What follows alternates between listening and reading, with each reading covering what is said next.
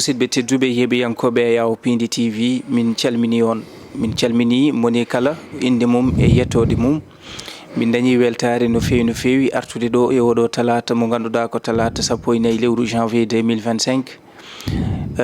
arde huccodirde e moon filande on nde ɗo yewtere nde ganduɗa ko Fattam Lamire talata kala bandiraɓe ana coyno nde ɗo yewtere e weltare yewtere nde ganduɗa ko ɗum lewlowal communication ne wowi joɗade ɗo talata kala omo ganduɗa ko mawɗo men Abou Samba Diop omo sellira ko jaam tan woni e makko ne tawno saaha fof bandiraɓe namno mbi Allah no selli kala e mankuɗo kala en mbiya tan omo selli omo jaam jogade weltare ha no fewi huccodirde ɗo e omo ganduɗa ko mawɗo Abou Gaye mo ganduɗa ko jaalal kergal goto e jaale ganduɗa ko taweteɓe lewlowal communication noon so tawi en mbi ɗum min calmin jinnaɗo men Hamme Amadou Ly ko noon mo ganduɗa ko Alhaji Abou Ndiaye mo Medina Gounass ko wayno Ousmane Makali Abou Sy Deftere e omo ganduɗa ko baba men Hammad Thiam kamɓe kala e kuuɓal en calminiɓe en juurimaɓe ɗum noon mawɗo Abou Gaye min gaccuma calmina bandiraɓe heeɓiyankoɓe. eyyi Mouhamed Ndim mi salmitimama mi salmini dendagal bandiraɓe ɓe ganduɗa hoore maɗa hettotoɓe e yeeɓoɓe hono nde ɗo yewtere Fattam Lamire ko noon mbaweten wiide ɗumen e heddo noon ñaworde nde ko kamɓe jogui ɗum so tawi ko nde Fattam Lamire walla ala kono kam eɗen denda e mabɓe e oɗo kikiɗe e bismadeɓe e yewtere nde e wiide wonde kadi hono no mbirannoɗen e kala saaha heɗorade noppi kono noon tawa nanirte ko hakkille mete mabɓe mbawa famde enen ko jiɗɗen haalde ɗo henna ko heddo noon ne kadi e kala saaha mbaɗi heewi wiide neɗɗo andi tan ko nana haala kono noon ko moƴƴata eko welata eko dakmata e haala makko ka ko heɗotoɓe kañumen gandi ɗum ɗum saabi hono musidɗo meɗen hono on mo ganduɗa hoorema biyeteɗo Seykou Younous Ndaw mo ganduɗa hoore maɗo o ɓuuri andirede ko Salif Mariame o jooɗi koto États-Unis d'Amérique kono o jeeya koto faate Gallo ɗo henna o wi wonde yewtere nde so tawi nde fuɗɗima mi ala haaju mi ala hammu so wona joɗade mi huufa yewtere nde hande gasa so nde gasinde kadi e kala saaha mi ruttinto saabu nde tawno gamin goni ga en emin jeewe toon ko hono nonne kadi hono Binta Diallo mo ganduɗa hono waɗa ko baaɗi meɗen walla mbiyen ɗum Jeyno jeeya ko ɗo cuuɗi meɗen waalalde ɗo kono o woni ko toon to leydi France kanko e joom galle makko mo ganduɗa hono waɗa biyeteɗo Malick Sall jeeya ko Fanayi kamɓe ne mbi wonde yewtere nde so tawi heedi ɓe kuufata yewtere nde ala koɓe mbaɗata so wona yewtere nde nde gasa ko hono noonne mawni men grand meɗen hono Ali Dioula Sarr sinno tawno ko Abou Samba Diop jooɗi ɗo so tawi mi wi ɗum Ali Dioula Sarr ma won ko heewi ko siftori nde tawno jeeya koɗo cuuɗi meɗen ɓokki ɗo henna ko neɗɗo kadi baɗɗo gueɗe Fattam Lamiji tawi noon kadi gueɗe pawodinɗe toon to Congo to henna o waɗi toon investir o woppiri toon yimɓe miñiraɓe makko e waƴiraɓe makko kanko o arti kadi o waɗi investir ɗo henna e nder leydi Sénégal ha tengti lamorgo muɗum Dakar o hepti ɗo henna o jooɗi ɓeeno goni fof kanko omo woni ga hen ɗum woni ko Pulaar wiyata ko ɗo toɓo iwri fof yo yuus ɗum wondi e sohnajo makko biyeteɗo hono Ramata Farba Sarr minen min mbi ɗum Djeyla Sarr kamɓe fof ko ɗon ɗo cuuɗi meɗen ɗo ɓokki ɗo ɓe jeeya kamɓene wattuɓe hakkillaji mabɓe e yewtere mabɓe ko ɗon ndendete mabɓe beelemma hono ɓinguel men baaɗi meɗen biyeteɗo Coumba Ali Dioula Sarr eɗen gandi ko hanki wonno anniversaire makko so tawi noon en mbi hanki eɗen gandi ñalawma hanki o wonno ko altine e oɗon altine noon hawruno koye 13 lewru janvier ko ɗum wonno anniversaire makko eɗen mbiyamo kanko Coumba Ali Dioula Sarr yo Allah rokkumo cella rokkamo balɗe juɗɗe battane moƴƴo hono no yummakko duwanorimo ni henna oɗon duwaw horo buntu yo Allah jaabo ko duwa ɗon Mouhamed Ndim a jarama mawɗo Abou ko addi foof haade men nadde bundi yewtere men nde tawno ko ɗum dawrugol a waɗi no jillu toon to Nioro walla mbiyen ñoroji ɗiɗi kala Nioro mo Sénégal e Nioro mo Mali tawi koye gardugol omo ganduɗa ko Halifatul Masharab ceerno Madani Mountaga Ahmadou Mountaga Cheikh Oumar Foutiyou Tall gartana en seeɗa e on jillu eɗen gandi oɗo saaha hakkillaji men foof nana toon to leydi Mali eyyi ko gonga ceerno Mouhamadoul Madani Tall o ardima c'était Fattam Lamijo hay sinno wona to banggue keewindi kono koto banggue qualité yaade ɗumen toon to Mali ha tek noon toon to Nioro du Sahel ngam yiyoyde ɓesgu makko ɓiɓɓe makko waƴiraɓe makko hono ɓesgu ceerno Amadou Hadi Tall mo ganduɗa hande nana woni e juuɗe jihadiyankoɓe innitortoɓe ɗum ɓe yano toon muñciridde ɗumen duwodirde e muɗumen e ƴewde kadi ɓattade ɗumen ha ɓuura ko ɓattino ɗumen metema hakkillaji mum ɗumen deccu sabu e oɗo saaha hande ene gasa beeli fof ko owɗi no pular heewi wirude ni henna kono noon ko mbawɗen tongude tan e yaadu makko ndu e no haalde kanko ceerno Mouhamadoul Madani ko wasiya mo rokki julɓe ɓe wasiya o ko ñaagade duwaw ummade e julɓe ɓe faade e oɗo jiyaɗo Allah metoto ɓili to ma Allah ɓiltumo toon taw koye dow jaam haw arta e meɗen o wurda e meɗen o wontida e meɗen hono gurdam ɗam o wurtuno e meɗen nde tawno ko l'islam tan woni ko ganduɗa hono maɗa woni himme makko e woni hammu makko e dendagal julɓe kala ɗum ɗon noon o wasiyi yimɓe ɓene kadi surtout to banggue haaloɓe surtout to banggue réseaux sociaux ji ɗi en to banggue tiktok uji ɗi to banggue waɗoɓe message uji jomum jooɗo tan wima wonde min ko konngol kaari kalanmi tawa an kaalowo o a anda ɗum kanko kaalowo o innitaki nelduɗo makko aɗon haala walla oɗon audio on a anda ɗum kanko hoore makko nelduɗo o anda hol kalɗo donc ɗum ɗo foof kanko ceerno Madani o wasiyima yimɓeɓe nde ndentoto e wonɗin haalluji kala bawɗo yo wat duwaw ko ɗum woni ko ñaaga ko ɗum woni ko yiɗa kadi yimɓeɓe kaaɗa han e duwaw commentaire uji ɗi jarani kala bawɗo haalde ko moƴƴi taw ko faati e wasiyade yimɓeɓe e duwawuji bisimilla muɗum kala kadi mo gandanɗa hoore maɗa a wawa ɗum aɗa ñaaga nde mbawata nanggude ɗemgal maɗa e wonɗin haalluji sabu won haalluji ko umminoji fitina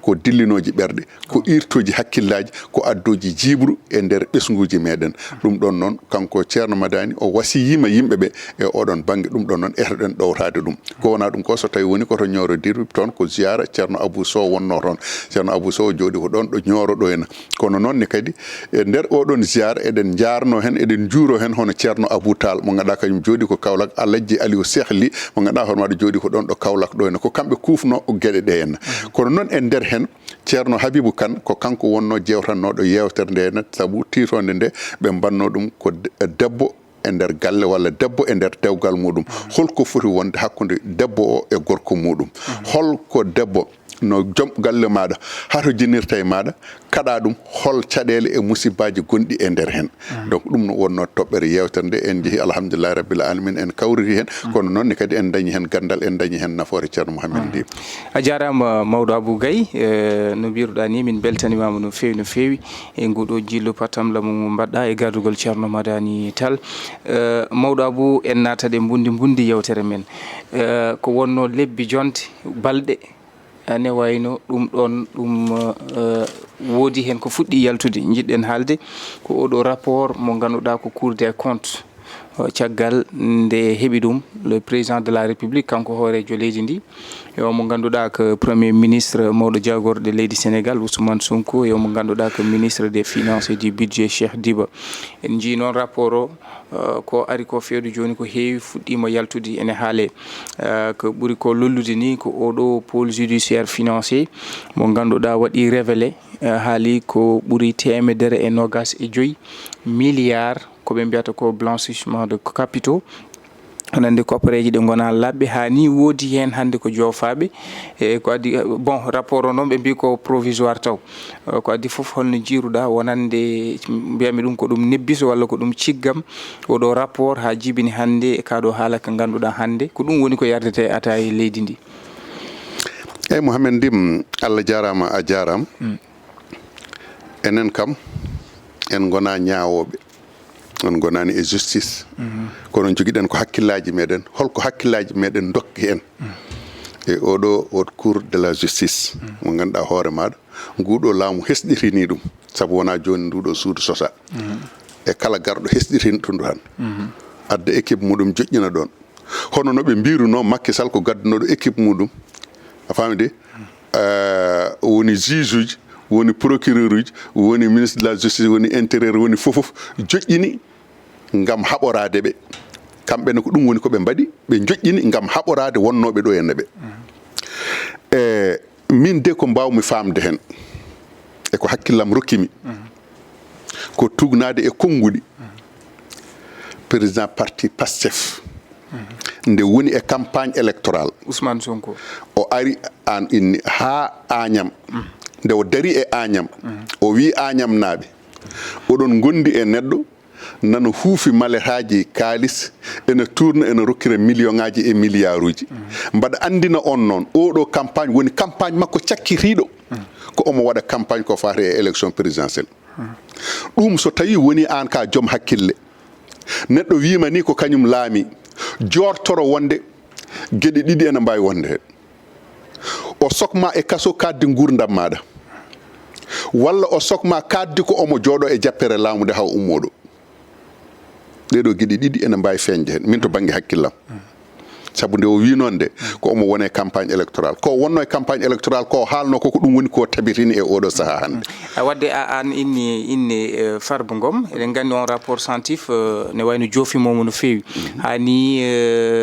kihiɗe nane mbiyen ɓe mbaɗino réunion to banggue réunion d' information ɓen ɓe ganduɗa ko ardiɓe toon to assemblée nationale e tawtorede président de l' assemblée nationale ƴewde d' après nde ɓe mbi kanko ministre joguiɗo ñawojo o windi ɓatake fewde gardiɗo assemblée nationale nde ɓe mbawata huccande e ko wiyete ko immunité parlementaire wutte horma Farba Ngom ɗum wawa ɓortede wadde holko addi ɗum eyyi bon ɗum ɗon ko d' apport ne jiiɗen oɗo pôle judiciaire financier hol sababu wutte Farba Ngom ene ɓorte mais est ce que wona hol sababu gonnoɗo tedde liste mabɓe départemental mo Dakar woppa ha ɓorni wutte muɗum duppunoɗo siège beele ɗum ɗon cikkuɗa kan haala ka mbinda o haali Agnam wona haala politique kam par ce que heewi ko haali nde o haali ɗum nde o arti nde o daari assemblée nationale o ɗum ko eɗen gonno e campagne tan mataw eɗen mbaɗa buuba gaɓɓule e ko way noon fattan Ousmane Sonko ala haala campagne kala ko haali e campagne ko ɗum woni ko gonɗini e mais ɗum ɗo ko rapport wona Ousmane Sonko haali ɗum rapport oɗo hol gonɗo caggal rapport o hol kalnoɗo haala rapport e mais eɗen gandi ɗum ɗo sa pôle judiciaire financier ko magistrat ji goni ay pôle judiciaire financiére ko magistrat ji goni toon kono magistrat ji so tawi eɓe jiiɗi wonde indépendant ji mabɓe yimɓe hakkillaji muɗumen mbasa jiiɓade e mabɓe yimɓeɓe hotoɓe garditoɓe e koɓe poti ñawde ko walla koɓe poti wadde ko yoɓe goppu yimɓeɓe ndecca e koye muɗumen kamɓe ɓe mbaɗa koɓe poti wadde ko haɓe gayna ɓe mbiya yimɓeɓe nani kono noon so tawi haala arditima gollal ngal kala nde ari wiyete ko haala ka saabi gollal ngal min mbima wonde ko nde ɓe goni e campagne électoral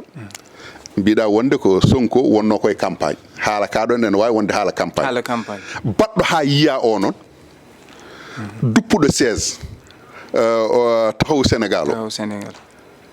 duppuɓe 16 ɓenne ko duppugol campagne wonno walla ko holɗum ɓe mbi ko nanay lawol de nanay no mbimi ɗum ɗon kay adi ɗum ɗo adi député yagal Farba Ngom hol sababu ɓe goppi oɗon yeehi ha hande o haala ka haaltaka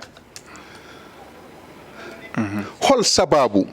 ɓe goppi oɗon yeehi ha yetti hande o haala ka haaltaka hol sababu ɓe capanɗe jeetato e tato walla capanɗe jeetato e goho nanggaɓe Saint-Louis ñaawa ɓe taƴana duuɓi tati ɓe taƴana lebbi jeegom ɓe taƴana et pourtant ɗum ga adi ɗum so tawi ko gonga haalete ko hade hakkillaji yimɓeɓe jiiɓade yoɓe mbad goho ɗiɗi tati kono so ɓe goppi goho ɓe goppi ɗiɗi ɓe goppi tati ɓe gaddoyi joyyi ko lombiɗon ko fof eɗen mbawi wiide wonde koko woppana gori walla koko ɗaccitadi wonko gandanɗa hooremaɗa laaɓani hakkillaji yimɓe e kadi milliard uji wona hande ɓe puɗɗi haalde milliard uji Ousmane kañum haalno capanɗe jeenayyi milliard mo Mamoudou Diallo kanko haalno milliard uji di Mame Mbaye Niang ay 1000 milliards kanko haali 1000 milliards d'ailleurs Biram kanko haalno 600 milliards mo Aliou 6000 milliards mo Aliou Sall Biram Seck forum civil ne kañum ne yalti yi holko saabi ɓe kaali 126 milliards ɓe kalani on 1000 milliards ndim ko heewi nanɗo jooɗi haalaka kamɓe ko kamɓe ƴeewata ko gandanɗa hoore maɗa ɗum ɗo ene weliɓe ko ɗum ɗo ɓe katojini ko ɗum ɗo ɓe jiiɗi yo haale ɓe nanna yo haale kono eɗen gandi guutu Ousmane Sonko wodani so wona Farba Ngom holko waɗi ɗum beele wona relation mo joguino e Macky Sall o cikkuɗa ay Bassirou Diomaye Faye président de la République Bassirou Diomaye Faye président de la République o wi laamu mabɓe wona laamu joftor ɓe joƴƴinirani cour de justice oɗo pour yoftodirede ɓe gardani pour yoftodirede kanko so tawi o waɗani ɗum mo wondi o ko ɗum woni ko waɗa mais beela haala kane yaade golle haada ka yaadani e golle ka meeɗa yaadude e golle tene kadi so tawi ko hono ni ka yaadata e golle aɗa andi holko waɗi ɗum ko Bassirou haalata hol kaalo haala tan ko Ousmane hor Basir woni Basir kañum woni président de la république kalden gonga so tawi noon a woni président de la république a tottama responsabilité président de la république eno wawi teddude ni e haajuji yimɓe e saqqaji muɗumen e alhaaliji muɗumen fof caggal Allah e nelaɗo muɗum pawi ɗum koye dow maɗa an so tawi woni wonno nanguirɗa ɗum kala ko mbawɗa wiyede ko an wi hoore maɗa par ce que ko an sali ƴettude responsabilité maɗa ha timmo heddi ɓe mbi 125 milliards rapport aji ɗiɗi jalti rapport oya ɓe mbi wonde ko CNTF Santif kañum yaltini ɗum ewo rapport goɗɗo hol jaltini ɗum pôle judiciaire bon maɓe mbad koɓe mbiyata ko joni noon information judiciaire hol rapport hen gonɗo e gonga ɗiɗo rapport aji ɗiɗi hol hen gonɗo e gonga oye haalani inde Farba Ngom oga haali inde Farba Ngom joni noon hol ƴettuɗo oya rapport tene kadi rapport aji ɗiɗi certi tan koye gueɗel gotel koye phrase goto ɗo ɓe lombi inde Farba Ngom ɗo ɗum tan woni ko seeɗa kono ko heddi ko fof goto e hande o e oɗo kikiɗe kadi ɗi jalti ko dimanche e oɗo kikiɗe wona ɓe noddi assemblée nationale commission ngaji ene jooɗo ɓe duttitima ɓe mbi président commission ngaji conférence des présidents ene jooɗo fof koye kikiɗe o goto oya ko 4 heures woni convocation muɗum oya ko 17 heures woni convocation muɗum hol sababu muɗum hol ɗiɗo keñi hiñ holko ɓe dogata ha eɓe perguito holko jeeyi sababu muɗum pour Farba Ngom sababu nde Farba Ngom goto tan yoɓe nanggu ɓe mbiya wonde ɓe ɓittira ɗum Fouta foof sababu nde Farba Ngom goto ɓe donki fiide ɗum ɓe donki gagnade ɗum e nder région muɗum tan ɓe mbiya wonde guuto oɗon moɓe jogui o fop eɓe ƴetta eɓe pawta ɗum e dow Fouta foof sababu nde wonde eɓe gandi kamɓe e nder reedu Fouta ummadema Saint-Louis ha jantoya e région de Matam ɓe mbawa fiide hen Foutankoɓe ɓe dañata e muɗumen koɓe jiiɗi ko hen alay saago mamin ɗeɗɗuɓe ko wonno ga fof yo ƴetten fatire Casamance alan mawɗo abou ko ɗum rapport so tawi jomum Mohamed Dim sa waɗama convoqué tan notoyta ay kalden gonga so jomum noddama yo notoy Sonko nde nodda nde notoyima Sonko notoyaki ko haɗimo notoyaki joni noon kanko yo nodde o notoyaki mbiyon yimɓe wonde kala noddaɗo yo notoyo te kanko ko kanko haali wona Abou Gaye haali wona Mohamed Ndim haali wona Abou Diop haali kanko dari arena faami o wi wonde min ko ñawkintonomi ko pop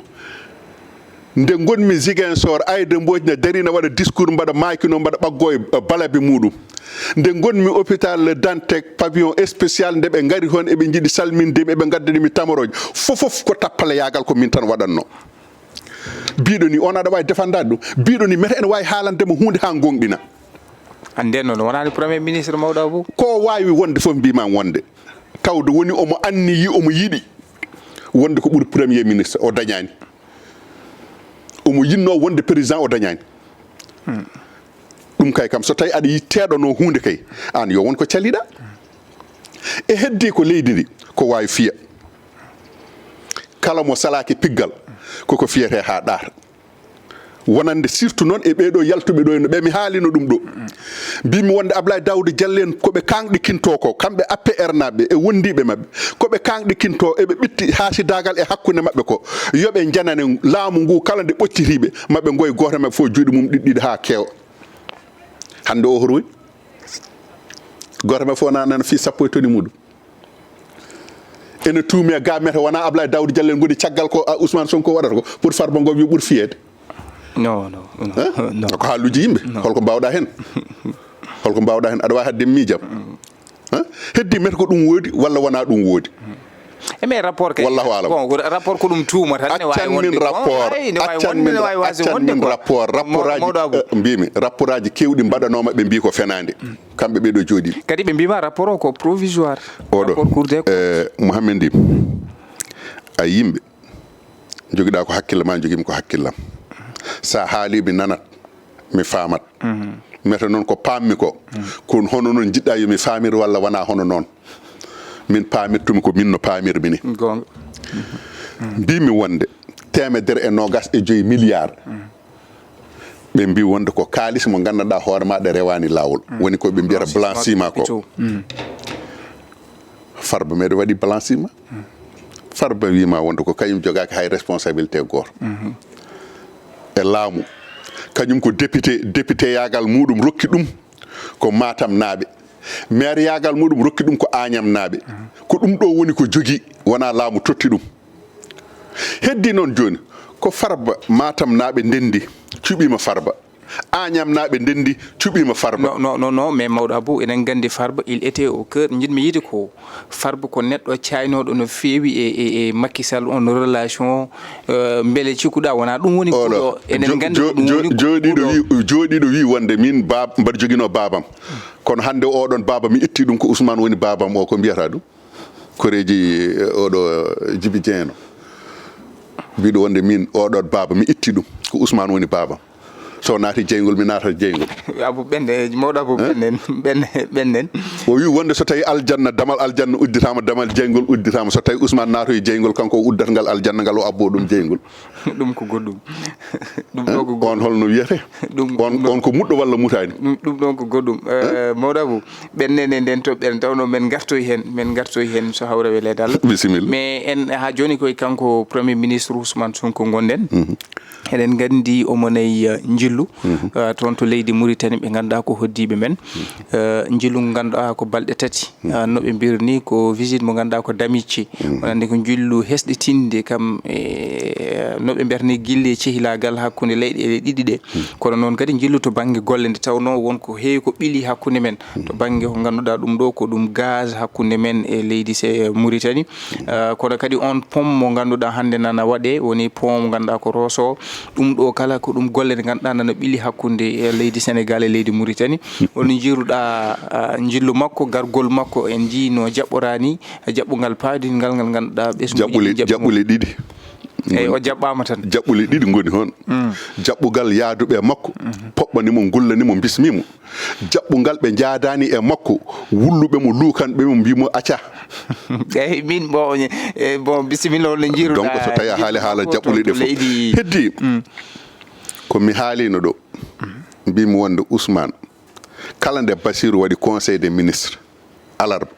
so fini alkamis o waɗat convoqué conseil interministériel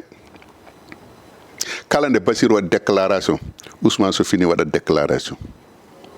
kala rencontre mo Bassirou waɗi Ousmane so fini waɗat rencontre Bassirou kala ɗo yaano Ousmane ene yiɗi yaade ɗon te o fuɗɗima mete omo wawi hesɗitinde ko gandanɗa hoore maɗa Bassirou Diomaye Faye janoɗo hono hesɗitinani ɗum non mais non attention mawɗo Abou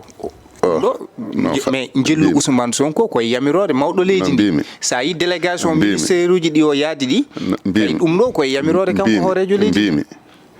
mete hoorejo leydi ndi yahata nde kañum holko nawno ɗum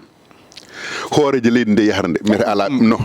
fattan ɗum jokkat to fattan hoorejo leydi nde yahata nde mete yadano e ministre uji yadano e directeur uji yaadino Ousmane Diaɗo fotani yaade aɗa andi holko waɗi ɗum Ousmane Diaɗo ko on woni Ousmane darinoɗo ɗo so mawɗo leydi no fattan mi haalanma seeɗa Ousmane Diaɗo hono ko Ousmane darinoɗo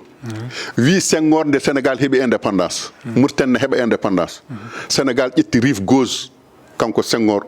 signini rokki Mauritanie yante e Mauritanie o waynaki assemblée o waynaki conseil des ministres o waynaki haydara référendum waɗaka haydara waɗaka décret makko mo ƴetti tan o taƴani Mauritanie o rokki ɗum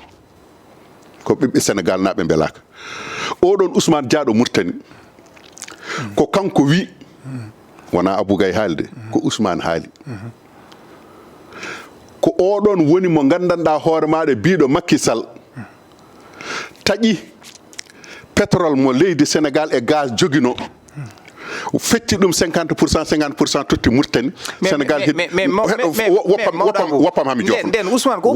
jofna woppam hami jofna yato ko non opposition wonno de réalité ji keptima Ousmane wona ka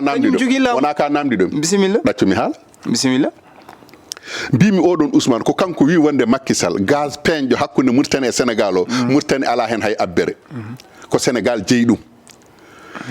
Macky Sall ƴetti taƴi 50% totti Mauritanie fotani wonde te Macky fotani wadde ɗum tawa namdaki référendum o wi Macky waɗani ɗum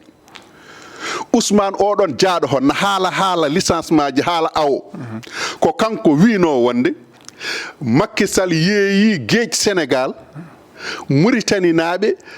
Sénégal naaɓe cuusa yaade hon ene gawya kala jaaɗo hon ene awya felle walla nangue walla soke walla waɗane ni walla wattane ni oɗon Ousmane de ko kañum yehi toon eyyi joni oɗon Ousmane jaaɗo hon holko yaari toon o wi wonde ko affaire gaz gonɗo hakkude Mauritanie e Sénégal gaz mo wino wonde Macky Sall ƴetti totti Mauritanie Ousmane jaaɗo hono ko oɗon Ousmane ko nawi ɗum toon ko wi ko jotodiral e kutodiral moƴƴal hakkude leyɗele ɗiɗi ɗe ko wino Senghor waɗani ko oɗon Ousmane jaaɗo hon ko on wino wonde Macky Sall yeeyi Sénégal ha laaɓi ceer on woni ko haali haala pont hakkude Mauritanie e Sénégal aɗa andi ay oɗo aɗa andi ko weeli aɗa andi ko weeli e wasde wonde haasida weeli ko min so tawi komi gonguiyante mbiyatmi somi tawi aɗa waɗi ko moƴƴi hay sinno mbaɗa jokka e moƴƴere nde mbaɗɗa nde yomi tinno hay sinno ko toɓɓere wotere mi haala e moƴƴere ma haalama holkal ayi mawɗo Abou aɗa andi kan haala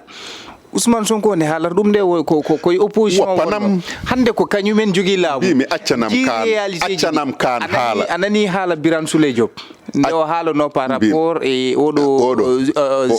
hakkude manam ndelam kuɓɓam leydi Sénégal e leydi Mauritanie structuration o no waɗirani no heɓlirinani no jogorini gollinede noɓe tawrini ko haɗi Ousmane haalde moƴƴi ko haɗi Ousmane haalde en ɗon jimi yiide tan ko aɗandi wonɗo neɗɗo o haalata on sa tawata ko anda gueɗe ɗe kono ɗon de hande ɓe jooɗi e laamu ngu beele cikkuɗa koɓe o haalanno ko e o haaltan ɗum wadde o noɓe mbiyata o motti konngol ma ay hande o kala biɗo ene défendo Ousmane ko yidde tampinde hoore ma e ɗumɗinde hoore ma e yornude goddol maɗa kono Ousmane c'est indéfendable faami Ousmane hay goto wawa défendade ɗum hay goto kala ko neɗɗo haali hande o e gurdam leydi Sénégal walla e aduna o tuggunde de leydi Sénégal heeɓi indépendance haɗo haɗa haaɗi a wawa haalde hen ko moƴƴere ko Ousmane haalani contraire muɗum e bonande mais kono noon jaɓɓal ngal jimmi ko yaare jaɓɓal ngal ɓen ɓe ganduɗa ko délégation mo yaadi o ministre mo ganduɗa ko kañum halfina awa ministre mo ganduɗa ko kañum jogui ko yiyete ko pétrole et gaz Birane Souleye Diop ministre mo ganduɗa ko des affaires étrangères par ce que ɗeɗo ceŋɗe foof eɗen gandi caɗele nen sa ƴeewi hande to banggue gawaka licence uji de pêche hakkude men e Mauritanie ko ɗum caɗele hol caɗele gonɗe ɗon bien sûr holle caɗele so tawi a ƴeewi hande exploitation baɗɗoto no ɓe mbima ko ɓuuri ko wadde impact to banggue boniraɓe ɓe ko Sénégal naɓe kono sa ƴeewi to banggue Mauritanie ga beele Mauritanie naɓe ƴewata convention ɗi mbaɗi signé ɗi wawde hokkuɓe Sénégal naɓe ɓe mbawa ha joni awde e majje mabɓe ɗum ko goho ɗiɗaɓo to banggue pont deɗɗiɗo hakkude men e leydi Mauritanie ɗum ɗon alay sago c'est vrai ka haali taɓal bangal fayida ngal ganduɗa Macky Sall waɗi ɗum aduna fof ne andi ɗum hani fecc oɗo pont mo ganduɗa hande o renti hakkude men e leydi Mauritanie mais ɗum ɗon jokkude jewte ɗe ko ɗum hunde fonde wonde mboɗo sikki oɗo ay mbimam jokkata yewtere ko nde qirriɗa yewtere ɓennude mais nden mawɗo Abou nden nde qirriɗa yewtere ɓennude ha gayna ko nden jokkata yewtere aɗa andi min yimɓeɓe mbiya wonde min komi contre Sonko en walla ko nandi hen duuɓi 12 ɗi Ablaye Wade waɗi ɗo ha Ablaye yeehi duuɓi 12 ɗi laamu Macky Sall waɗi ɗo ha laamu Macky Sall yeehi a meeɗi ha nande ɓe kaali hen ko moƴƴi nomi namde so tawi meeɗi nande tan hay sinno ko Ablaye Wade e nayewu muɗum hay sinno Ablaye Wade tan e haare muɗum to banggue démocratie leydi Sénégal yo ñiiɓ yo maho to banggue Ablaye Wade tan manggu muɗum hay sinno wona haydara to banggue duuɓi muɗum Ablaye Wade tan to banggue gandal muɗum ɗum ɗon fof ɓe joñi ɗum ladde mbaɗa yeeɓaɗo hanki vidéo goto e varuji hakkude Ousmane Sonko e Moustapha Niasse Ousmane wonani hay kodde makko kono noon aɗa andi so wonano politique wonano laamu wonano gueɗe aduna Moustapha wona kalde ɗo Ousmane Sonko ha ene wiya ɗum jooɗo wiya wonde mi jooɗaki ay won ko gandanɗa hoore maɗa neɗɗo ene foti andande ɗum hoore muɗum gila haalanaka leydi Sénégal hande o kalɗo emo haalani jaɓɗo e caliɗo eɗen guuri caɗele ɗe ko ɗin ɓe jiiɗi hoto hakkillaji yimɓeɓe gon hen eɓe gaddunoya yimɓe goɗɗum caɗele baɗino caɗele ɗe ko caɗele guura caɗele ɗe ko caɗele kotki caɗele ɗe ko caɗele to banggue sécurité yimɓe ɓe caɗele ɗe koto banggue justice caɗele ɗe koto banggue démocratie Sénégal koko ligga ha yettiɗo henna ɓe gari ɓe bonni eɓena jokki bonnude ko ligga ko beele fof moƴƴi mbimi hayso rapport des cours des comptes wawde ƴewtade men fof boni mi yani fof boni kono fof beele kadi moƴƴi fof moƴƴi mais ka an ɓuuri ɓe andude kamɓe ko moƴƴi koye ko boni ala kono jimmi noon ko ya an ɗum ɗone kadi woni ko mbima alay sago démarche uji ɗum koko waɗat tan ay min mbima wonde ko min de mi wiyani wonde koɓe mbaɗi ko fof no moƴƴi walla fof no boni kono mbima wonde ko so tawi rewi lawol ɓe mbi ko hot cour de justice o suudu ñawirde townu nduɗo ndu gandanɗa hoore maɗa oɗo caktannoɗo sirruji laamu moɓe mbaɗi ɗon hande ardi nduɗo suudu fotani ardade ɗum caktannoɗo sirruji laamu yooɓe janani oɗo so tawi natti welede ɓe kala koɓe ndeyduno e muɗum koye dingiral woppata par ce que ɗum ɓe laamori heddi ko so tawi woni ko goonga kala mo kuugal fawi e dow hoore muɗum yo kuugal ngal yo tabitine kala noddaɗo e sariya yo notoyo kono noon yatawde wiyoɓe noon ɓe ko notoytonoɓe sa notoytako a wawi wiide mi wonde somi noddama yomi notoyo mi jaɓantama ɗum abadan mi wawa nanandema wonde kaɗon haala ko haala campagne abadan mi jaɓantama ɗum jiyanmi tan eko jaɓanmi ka noddetenoɗo aɗa sali a fotani wiidemi wonde yomi notoyo min ko min andata e hooram komi noddaɗo mbaɗa foti notoyade mi yaha mi notoyo kono wona sababu nde haala maɗa e mamin ndim milliard uji ɗi keewi e haala yimɓeɓe ko tampuɓe keyɗuɗo noon so tawi aɗa haalano ɗum haala ñamde sikkata mata ko joni joni ara kono noon wona yaade aɗa continue e manipulde yimɓeɓe continde e jibde e hakkillaji yimɓeɓe sikka mata ko ɗum woni ko deññata laamu ma ko hande o leydi ndi partout yaltuɗo e nayi boowal ngal wona hande o ko élevage ɗi dawri grève enseignant ji nana enseignement supérieur nana tuggude altine hanke o e talata hande o nana gondi e grève aji teɓe mbi wonde ko ɓuuri hawnade e musdeɓe e hawdeɓe kamɓe décret ji ɗiɗi ciññina e ñalawma goto e waktu goto sakta e ñalawma goto e nder conseil des ministres woni décret mo ganduɗa hoore maɗa kañum woni tagɗoɓe kamɓe laamaɗo yaafuya baɗɗo oɗon décret e décret kamɓe enseignant ji ɗi koɓe namdi ko kanƴi ciññide nono décret ƴi ɓe mbino ko majjunoɗi ɓe mbi o décret mabɓe kamɓe enseignant ji ɗi ko majjuɗo ko décret o ko majjuɗo holto majji an mawɗo joni o e décret majjani joni ko an en nati e on point to banggue grève dans le secteur de l'enseignement en jii SAES waɗino annoncé guila ɗe balɗe foof kañumen heɓoriyade SAES noon ko ɓen ɓe ganduɗa kañumen jogui syndicat to banggue jangde duuɗe jangguirɗe towɗe ɗe en jii kamɓene eɓe nayi grève mabɓe en jii kadi CLCA kañumenne naati e kañumenne grève o hannde eɗen mbawi wiide ɗo kam e laamoru ngo ɓuuri ko hewde élevage ɗi janggani donc holno jiruɗa kadi oɗo crise mo ganduɗa waɗi to banggue oɗo secteur to banggue wonande jangde nde SAES o ko ɗum woni ko kaal hen 48 heures mo mbaddi décrété grève o woni altine hanke talata hande mi haalnima holko jeeyi sababu ɓe mbaɗi décrété 48 heures de grève mbi wonde ko décret mabɓe ɓe jiiɗi ko yo tabitine laamu ngu wino wonde koko majji ɓe mbi wonde ɓe jaaɓi koko majji kono noon yo watte caggal muɗum premier ministre wiɓe wonde majjani no Macky Sall wino komin fawi hen folongam mbi premier ministre wi kañum fawi hen folong muɗum par ce que fadi ko ha anda holko ɗum yahata ɓe kalani ɗum fof ɓe totti ɗum élément ji ɗi fof wiɓe wonde merde jonno ɓe tawi ala ko ñawdata ɗum so wona ƴañodirde laamu ngu weccu ɗum saabi ɓe taƴi balɗe ɗum saabi ɓe taƴi balɗe ɗiɗɗe ɗo grève te so tawi ɓe dañani hen koɓe jiiɗi ko koɓe jokkoɓe ko haare tan hankkadi tawde kay ɓe donkini maslaha to banggue laamu ngu kañum fonno yilorade ɓe maslaha tawde kañum laami tawde woni jaɓani yilorade ɓe maslaha kamɓe ɓe jilorima ɗum maslaha ɓe donki yiɗi tan ko haare hankkadi ɓe kaɓa e muɗum heddi ko ɓeɓe gandanɗa hoore maɗa kañum men goni CLCA ɓen kañumen mbaɗi ko cimtol muɗumen e 2024 nde école o uddir ha ɗo yaari heɗo ɓe mbima wonde ko na waɗi kina tolno e ujunere temedde ɗiɗi e ɗiɗi élève tawi ko rewɓe so wiɓe e nder hitande nde aɗa andi rapport mabɓe o eɓe mbanno wonde tawi ko woni koto banggue jangde rewɓe ɓe ene yaari yeeso no fewi saabu ɓe ƴeewi ɓe tawi jangde rewɓe ɓe ɗe yaarude ɗum yeeso ɓeto muɗum tolnima e 95 e nder temedere kala woni statistique des grossesses en milieu scolaire eyyi ɓe mbi wonde to banggue jangde rewɓe ɓe tolnima 95 e nder temedere kala so tawi ko worɓe ɓe ko 71 wadde noon rewɓe ɓe naati e école aji ɗi no feewi kono noon cimtol battidirgol ngol ɓe mbaɗi 200 e élève aji ɗiɗi tawi ko yaroɓe duuɓi 12 fayi duuɓi 19 moɓɓe deedi keeɓi wonde hen deedi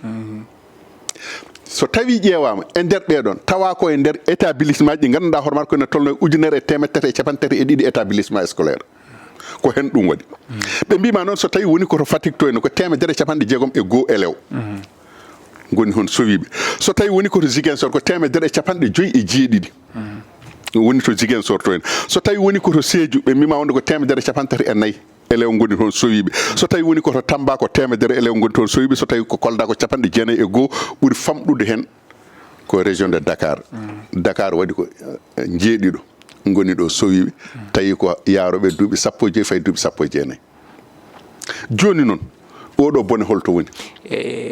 cas de viol aji ɗi kadi en jii ɗeɗo balɗe fof ɗum heewi ɓen ɓe ganduɗa ko jangguinoɓe yanoɓe élevage e ko way noon ɗum ne kadi walla élevage yanoyoɓe e jangguinoɓe muɗumen e noon mbiyatan tan ko ɓe ganduɗa ko kam ko teska ko jangguinoɓe en jii ko noon tan wiyete ko noon tan wiyete hol wiyoɓe noon wiyata noon ɓe ko rewɓe ɓe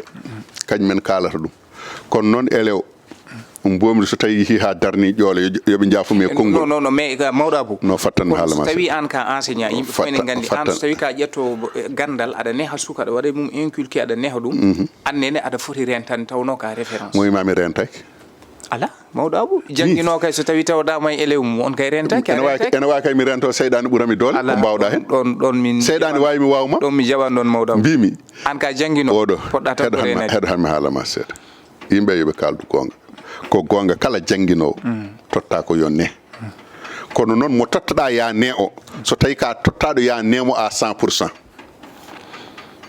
kono noon hande o hay jangguinowo goto nehani élève saabu tottiraka élève o yo ne ɗum janggin horo yennu horo fi horo girbu horo waɗa haydara sa yenni élève portuma plainte sa girbima yummum élève portuma plainte sa fi bammum élève portuma plainte ala ko haalnone ko heddi ko joni holno neera ha mbaɗa hako soma fou eɗen gandi hanki o e école française o wonɓe gandanɗa hoore maɗa so tawi aɗa rewi bedda sa soynima jangguinowo maɗa on pottata e bedda a dogat élève fijoytano jamma hay goto suusa sowona taw ko weekend hay weekend on dokkataɗa ko heure ɗo haɗata waɗi ko montoɓe ko surveillant yeehoɓe e jamma patrouille joni noon ko museji élève aji kawrata wona museji ko probléme o aɗa andi ɗoɓe kawrata ɗo wona e nder école o wona e période jangde o wona e période jangguinteɗo o wona hen ɓe kawrata koye nokkuji goɗɗi ɓe kawrata koye sahaji goɗɗi mais ɗum ko jangguino ko ɗum foti salade mawɗo Abou min mbaɗa wawi won no fattan haalma joguiɗa won yitere nde ƴewreteɗa fattan ɗum kam foti ɗum dog min mbaɗa wawi wonde jangguinowo tawa jangguintumi ko beeli cowi wona ko ɗon jangguintumi mi ara jum mi hawra ɗon e élève mo ganduɗa hoore maɗa jeeya ko aji baali mi andamo wona min potti toon jarabe ɓilima hakkude amen woodi ko joli wiyete tan ko jangguinowo e élève kono noon min ɗo paame makko ɗo fayata yam ɗo min mi anda ko élève kanko anda komi jangguinowo sinno tawno ko élève mo jangguintumi eyyi kono noon so tawi a ƴeewi noon ko kalta ko ɗum ɓuuri hewde wona ɗum ɓuuri hewde ɗum ɓuuri haalede en général ko ɗum ɓuuri ayi oɗo ko wawi hen wonde foof ko wawi hen wonde foof kam wona gueɗal ngal ganduɗa hono waɗa ko moƴƴal kono noon heddi ko hunde mettude aynude mettude rende aɗa andi holko waɗi ɗum ko élève aji ɗi kamɓe rewɓe ɓe e worɓe ɓe ko kamɓe gondi jamma e ñalawma subaka e kikiɗe élève maɗa ɓiye debbo ko wondata e nando makko élève gorko e nder yontere nde ɓuuri ko gondata e makko saabu so tawi o fini ko dawoɓe 6 heures du matin goodi artoɓe 19 heures 20 heures ko kañumen goodi ɓiye so tawi arte maɗa 20 heures woƴete ko foftade ko tampuɗo ko keyɗude so dañi ñamde ñama so dañani ko ɗanohoɗo finano janggo e muɗum ni kadi hejja ko noon goruɗa e makko a anda no ñaldata a anda no waldata donc jomum wonko gandanɗa hoore maɗa seyɗani ene yawi ɗon ɓilade ha maayi par ce que mbiyataɗa ko hakkude debbo e gorko goɗɗodiri tan ɓuuri mbason ɓattodirde sa nani kay sariya ene wiya wonde hakkunde debbo e gorko yoɓe goɗɗodir wonko waɗi ɗum par ce que gilngel gongel ɗon ngel kala ndigel ɓuñɓi goto moon fof gittat metona gonga wi leel kono beele kadi jinnaɓe ɓe kamɓene ɓe pota tan accude needi sukaɓe e enseignant ji ɗi beele kamɓene ɓe jogui hen responsabilité aɗa andi probléme wawde ƴewde suko wawde aɗa andi mi woni radio Demet mbimi yomin mbaɗ assise e nder commune o assise o ko fati éducation on saaha mbimi to banggue Mauritanie koyno Bogge e babaɓe Mbagne kamɓene yooɓe mbaɗ noon ɓe ƴewto banggue jangde nde caɗele guuraɗe ɗe nafoore wonde hen nde mete caɗele ɗe woni koye parent d'élève uji walla koye élève aji jangguinteɓe walla koye jangguinoɓe walla koye surveillant ji ɗi so tawi andama ande no ñawdirte so tawi andaka a wawa ñawdude e ñawande nde a hollaka walla nde a anda ko ñawni ɗum donc ɗum ɗon caɗele ɗe nani ɗon heddi noon ko won e jiknaɓe ɓe ganduɗa hoore maɗa ene ndewindo jangde élève aji muɗumen so jomum dawi ene nodda jangguinowo ɗum ene mbaɗa feere ha keeɓa numéro jangguinowo ɗum nodda ɗum mete kaari ari toon mete kaari ummima to eko nandi hen kono wona foof waddata ɗum wona kañumen foof ne kadi mbawde ɗum aɗa andi dogowo no dañiri hirande woƴetake wonde kañum kay so tawi ɓiyum yalti galle fayi école tan wiyata wonde komi malama mi ustorama teddedi ko gonga ko ɓiyeni kono noon aɗa andi to yeehi to aɗa ɗamini kisal makko toon hankkadi goƴataɗa ga ko goɗɗum ɗum woni caɗele gonɗe ɗon ɗe donc heddi koto banggue aduna o hande ko ma Allah moƴƴa e yimɓe ɓene kadi ko maɓe daro ɓe darto jogade miijoji ɗi gandanɗa hoore maɗa ko ɓamtoji e nawroji yimɓeɓe yesso banggue jokkodiral haatidagal ngal heewi bonande nde heewi goto fof ene yiɗani bandum ko yiɗana hoore muɗum tawi koto banggue bonande goto fof ene yiɗani hoore muɗum e moƴƴere ko yiɗana bandum ɗum ene woodi e aduna o kono aɗa andi so tawi wonano ɗum Farba Ngom tan so tawi tan suptama e nder temedere e capanɗe jeegom e joyi député inde muɗum tan ene fillina kene tolno e duuɓi sappo e ɗiɗi Farba Ngom ha e ñallugue hande gue waɗi ɗum ko bandiraɓe makko nan toon ene jiiɗi Farba yo yoolo ko ɗum tan woni ko woni gonga ko welani haalde noon kabruji waktuji men gasi ha laaɓi mawɗo Abou min gaccuma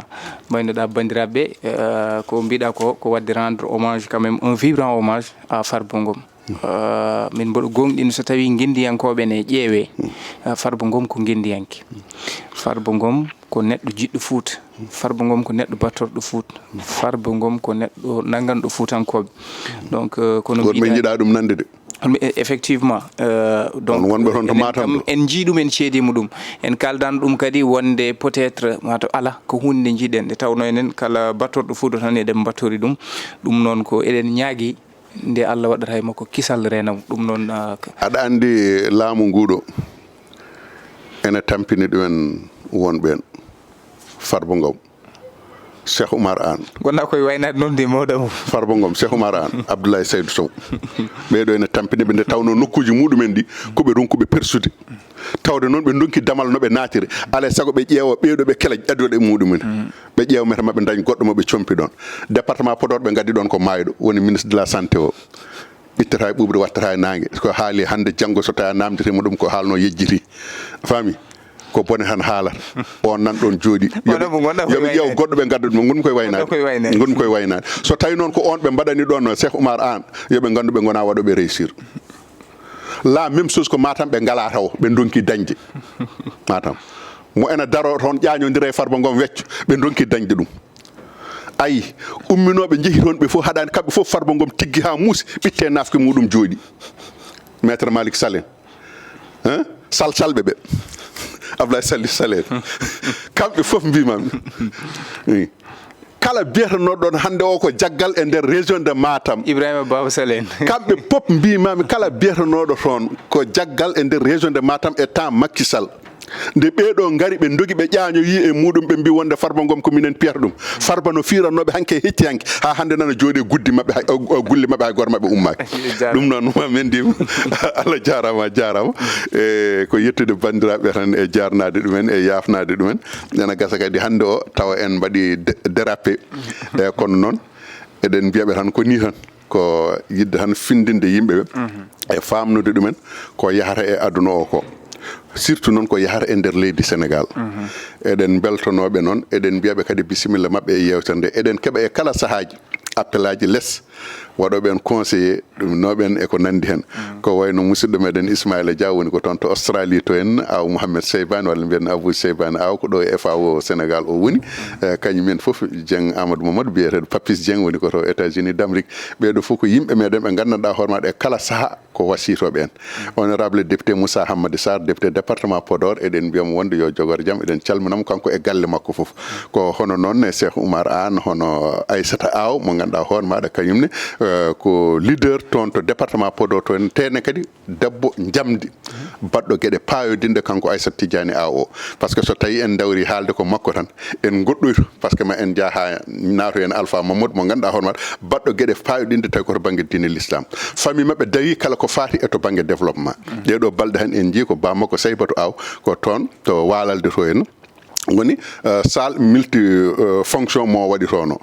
sukaɓe élevage ɗi ene connecto hen ene jangga hen formation ngaji sukaɓe jeegom ɓe ƴettunoɗo o nawi ɗumen Allemagne jeehi mbaɗoy toon formation dañi gandal garti ɗum ɗo foof kanko Saybatou jiida e primaire uji irrigué ɗi ganduɗa hono waɗa ko Walalde jiida e lycée jiida e machine aji imprimante uji eɗin mbiyamo wonde yo Allah rokkumo mbawka ɓurka ɗon haw wawa ɓeydande bandiraɓe ko hono noon honorable député Dieng Adama Boubou toon to leydi Mauritanie to en ko noon calminirte ɗum Thiam Diombar ministre des finances wonno toon to leydi Mauritanie to en eɗen calmina bandiraɓe rewankoɓe kala e kuuɓal hay goto en goppani mawɗo Abou a jarama kono en jettat bandiraɓe ɓen ɓe ganduɗa ko wonoɓe baale to banggue réseaux sociaux ji WhatsApp uji ɗi oɗo émission ɓe mbaɗat ɗum enregistré format MP3 ɓe mbatta ɗum kadi groupe aji ɗi donc en calminiɓe no fewi en calmini ɗon ko wayno omo ganduɗa ko Dembel Sall mo Ndulumaji vraiment en jiyamo kala e saaha kankono ko neɗɗo vraiment baɗo on suivre no fewi en calminiɓe kamɓe kala e kuuɓal kadi en jettiɓe darde mabɓe wattudeɓe hakkille e nagorande nde ɗo yewtere nde ganduɗa ko lewlawal communication ko noon bandiraɓe yeɓiyankoɓe a yawo Pindi TV ko ɗum min gaddannomon hannde no mawɗo Abou Gaye ni so tawi won tate baɗaɗe to banggue haalulaji ɗi ɗum ɗon ko ñagade yafuya min dokka on aadi talata garo so hawre welede Allah jarama on jarama.